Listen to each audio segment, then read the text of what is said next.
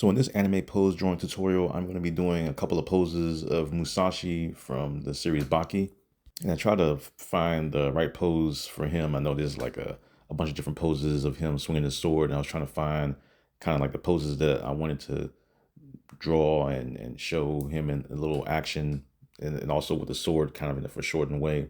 And for this first one, I have him as he's kind of like at an angle. And so what I did was I started out with drawing the head first. And you see I drew the center line in the middle. That way I can kind of show the head tilt. That way I know where the head is positioned. And see, even though the pose of the body is angled, the neck will usually always be straight down because the head is what kind of was tilting. And when you're drawing the body and you're drawing the shapes out and you're drawing the neck and the neck would always be straight and the head is always the one that's tilting. And it's kind of a little trick for figuring out how to draw different, head tilts and things like that. And it also depends on the position of the body, but usually the neck is always straight on the body. And so you see me working in the rest of the body, adding in the circle for the shoulders, and then trying to find the length of the arms. That way I can kind of draw out and have his cylinders going towards the circle for the elbows. And add that little line across where the chest is to kind of indicate where the neck will stop. I'm adding in the cylinder for the forearm.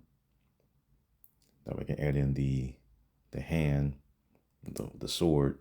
You see, because the sword is kind of like tilted in perspective a little bit. It's kind of, I know even the artist himself, he drew it kind of in a, I guess kind of in a box form, which is kind of an easier way to figure out, how to get it, for shorten a little bit or in perspective. And every sword has its own different types of hilt, but this particular one has a square hilt, so it was a little easier to convey and draw. As you see me putting in fingers, my usual method with the cylinders, 3 cylinders for each finger,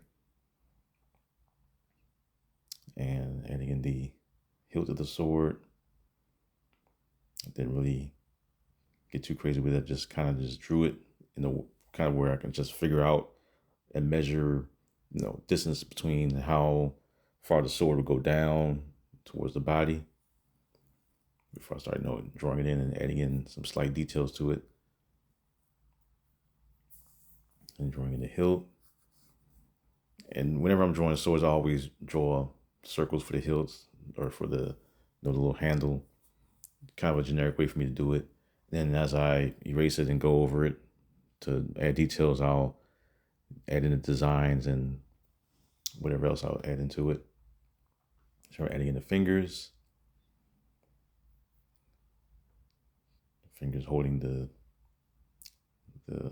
case of the sword. Like he's about to draw a sword out. Adding in the second sword on the bottom. The second sword I kind of just drew in there, just to as more of a base. I didn't really focus too much on it. I kind of add more focus to the top of the sword, or the top sword, or the first blade. So right now I'm just filling in all the shapes. At this point, you're basically done with the pose to use with whatever. And you can use it to do another character or something like that. And then a little circle for the shoulder on the other side. I'm just darkening all the lines so I can kind of see it a little bit better. Adding in the little waist, circle for that. My little rib cage. Always like to, every once in a while, I like to always add rib cages in there just so that I can kind of see where the position of the body is tilting when I'm drawing the chest in different areas. It's an easier way to figure out the tilt of the chest just by drawing that rib cage. And you can see that stretch in it, depending on what you're drawing. And I think I'll also add like a little a U shape in the top, the upside down U for the top, and then a regular U for the bottom. And then as you stretch the body and things like that, I'll try to show that in that type of sketch.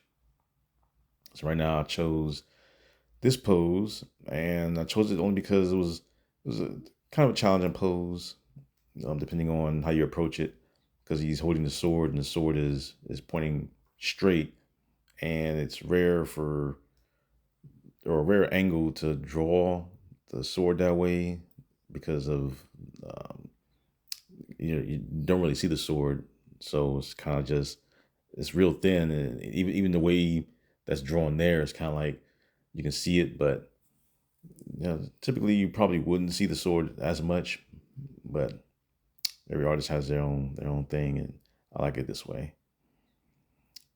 So right now I'm just drawing out the whole body, and I do it this way so that I can easily figure out where and how far the distance is from the arms to the blade.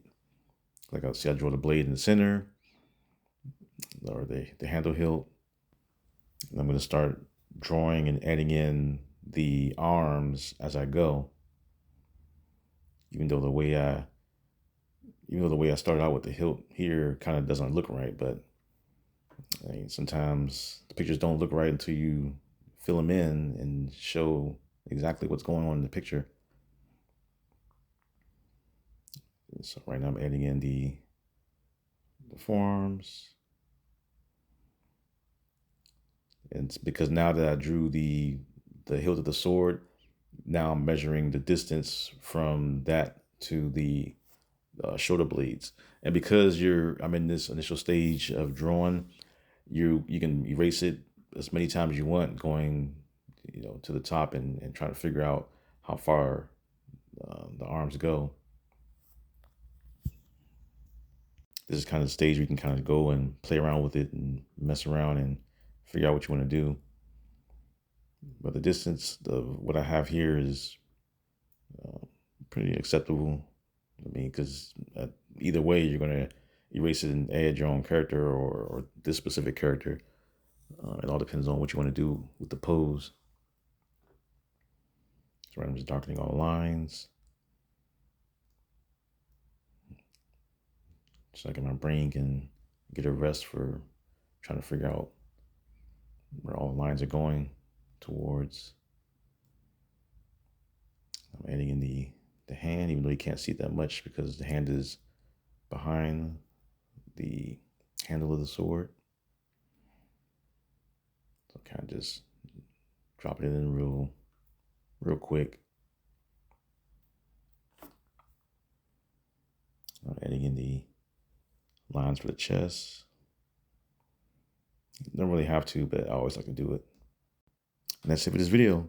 And don't forget to like and comment for any other poses that you want to see or didn't see. And take care.